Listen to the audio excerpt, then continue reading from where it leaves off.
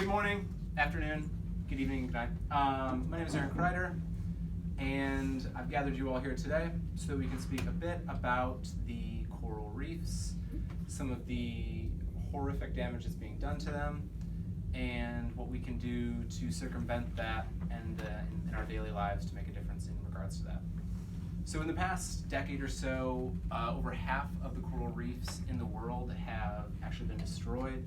The last several years have been especially bad due to just a several degree temperature change in the ocean, which is being attributed to climate change overall.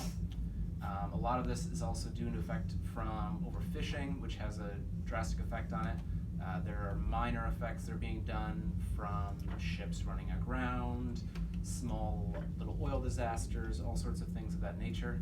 But the main thing here that's affecting it is actually just the climate change, which thankfully now is being accepted as a scientific fact, so now it is. So now we can point our finger at that. What the coral reefs provide is, it's actually unknown what their complete destruction would do for our ecosystem due to what a large factor they are. On the low end, we would have smaller ecosystems that would learn to adapt. On the high end, you're talking an extinction level event wherein most of the energy cycle of the ocean would be affected, which would in turn have an effect largely on oxygen, which is about 80% of it comes from the ocean. So in a worst case scenario, a loss of the coral reefs would also equal an extinction level event on the Earth, which is why we're talking about it now.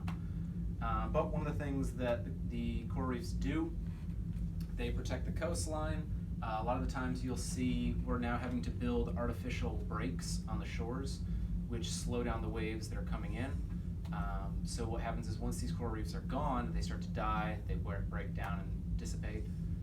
These waves are now having a greater effect on the shoreline, which is causing far greater erosion, which is causing shorelines to break down, which is affecting a lot of things, which is why some people are actually now paying attention because their multi-million-dollar homes on the coastline are falling into the ocean because the coral reefs are gone. Outside of that, coral reefs provide massive shelter for animals, which then in turn fuel the much greater ecosystems of the agriculture and the fishing industries as well. So a lot of this is in turn being affected, which is actually part of the reason fishing prices of fish has gone up of late, in part due to overfishing, but also because the coral reefs are dying off, which means there are less fish, instant supply and demand, and now when you go to the grocery store, fish cost more.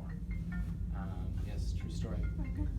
So the importance that these coral reefs place in the food chains really can't be underestimated. They essentially provide an essence of biodiversity and difference of organic life that is not found anywhere else on Earth. And this is what attracts a lot of the tourist industry. So the Great Barrier Reef alone, of which 50% is already gone, notwithstanding the 2 bombs that the Air Force accidentally dropped on them recently, which did not go off, thankfully. But about 50% of the Great Barrier Reef is gone, but that annually brings in about $1.3 billion for Australia in tourism. So the coral reefs provide a great deal of tourism as well, which is certainly not the most important aspect in this regard. But you can see that they did provide an enormous diversity of opportunities and benefits for our planet. In terms of the oxygen cycle, a lot of the life that they support in turn goes out to feed the energy cycle, which is what produces our oxygen. So a lot of what could happen is that in short we could literally run out of oxygen simply due to our use and also cutting down all the trees, the oxygen filters, all of that nature. So no one really knows what the long-term effects will be, but the rate at which they're dying off has now become so advanced that it's raising a lot of red flags. Some of the effects can already be seen in local industries and globally. So what each and every person can do in their daily life, the larger macro, of course you could say eat less fish. That's not really that effective. But really what you can do in regards to these is the same thing you would do for anything, any tree hugging event. Recycle more, don't throw your trash where it doesn't belong, don't litter, clean up after yourself, especially when you go to the beach. If you do go scuba diving or snorkeling, don't step on the coral, please. It actually can take, decades for small groups of coral to grow. Some of these coral reefs are hundreds of years old, and stepping on them, you can literally kill hundreds of years worth of life in one step. So all those things, again, making sure that you conserve your water. Don't leave your shower running while you're still watching Netflix, waiting for it to warm up, all sorts of things. Even just throwing your used pharmaceuticals into the toilet, which is what a lot of people do. All of that gets flushed out to the ocean. This is all having a massive effect on it. And so these are a few of the problems facing the coral reefs and a few things that we can do to help circumvent that.